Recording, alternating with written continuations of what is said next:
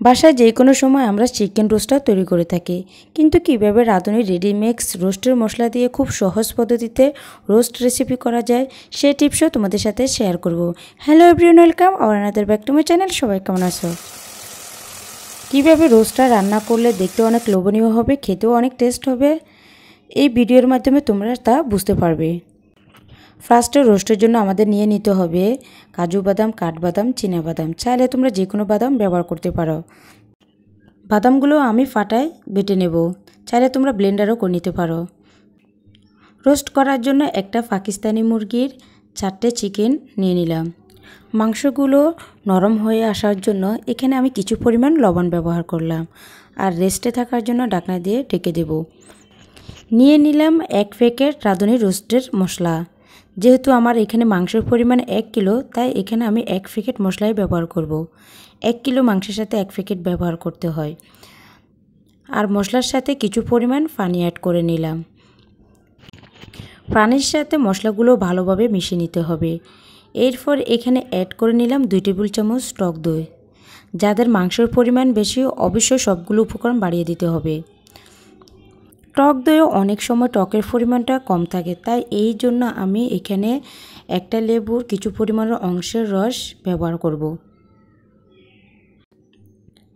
এখন আমরা পেঁয়াজ বেরেস্তা করে নেব। তার জন্য চুলায় ফ্যান বসিয়ে দিলাম আর দিয়ে দিব বেশি করে তেল। পেঁয়াজ বেরেস্তা করার জন্য অবশ্যই তেলের পরিমাণটা বাড়তে দিতে হয়। দিয়ে দিলাম 1 টেবিল চামচ ঘি।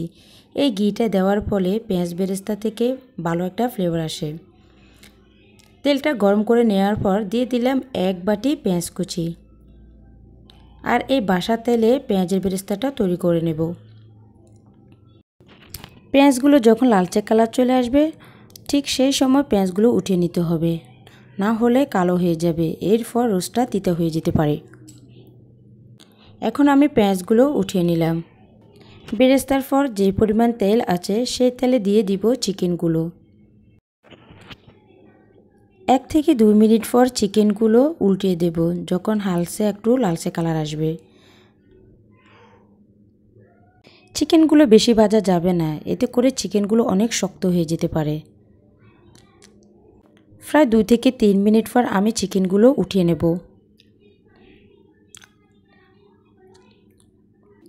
যখন এরকম কালার আসবে, অবশ্যই তোমরা চিকেনগুলো উঠিয়ে নেবে। তেলটা ছাড়িয়ে আমি সবগুলো চিকেন উঠিয়ে নিলাম। পুনরায় সেই তেলে দিয়ে দিব 1 কাপ পেঁয়াজ কুচি। যেহেতু এখানে পেঁয়াজ বাটাটা ব্যবহার করব, তাই আমি এখানে পেঁয়াজ কুচির পরিমাণটা কম দিলাম। দিয়ে দিব খুব অল্প পরিমাণের গরম মশলা। রাঁধুনি রেডিমিক্স মশলা ব্যবহার করার ফলেও এক্সট্রা আমাদের কিছু উপকরণ ব্যবহার করতে হয়, যাতে করে রোস্টটা অনেক টেস্ট হয়। দিয়ে দিলাম 1 টেবিল চামচ আদা এবং রসুন বাটা। তার সাথে দিয়ে দিলাম পেঁয়াজ বাটা। এখানে আমি 2টো পেঁয়াজকে পাটায় বেটে নিলাম।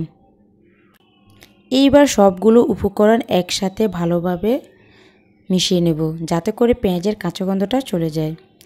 যখন দেখবে তেলটা উপরে বেশি উঠলো, ঠিক এই পর্যায়ে দিয়ে দিতে হবে মশলাগুলো।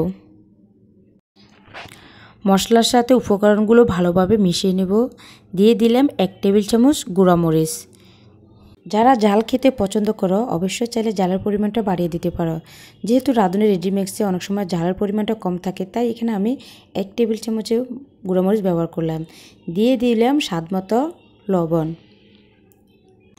সবগুলো কষিয়ে নেওয়ার পর যখন দেখবে তেলটা উপরে বেশি উঠলো, ঠিক এই পর্যায়ে আমাদেরকে দিয়ে দিতে হবে ভেজে নেওয়া সেই চিকেনগুলো।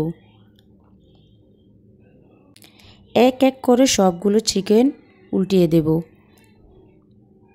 মশলাগুলো যাতে চিকেনের গায়ে ভালোভাবে লেগে যায়, তাই 2 মিনিটের মতন ঢাকনা দিয়ে ঢেকে দিলাম। কিছুক্ষণ পর ঢাকনাটা উঠিয়ে নিলাম।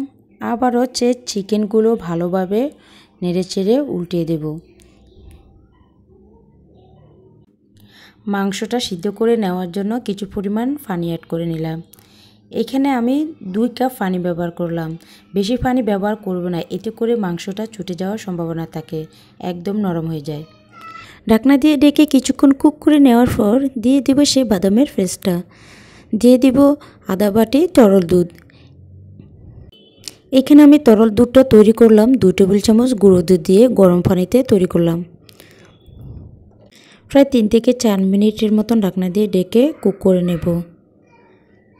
কিছুক্ষণ পর ঢাকনাটা উঠিয়ে নেওয়ার পর দিয়ে দিব 3 থেকে 4টে কাঁচামরিচ, দিয়ে দিলাম 1 টেবিল চামচ ঘি, 1 টেবিল চামচ টমেটো সস। ছোটো একটা চামচ দিয়ে চিকেনগুলোকে নেড়ে ছেড়ে দেব।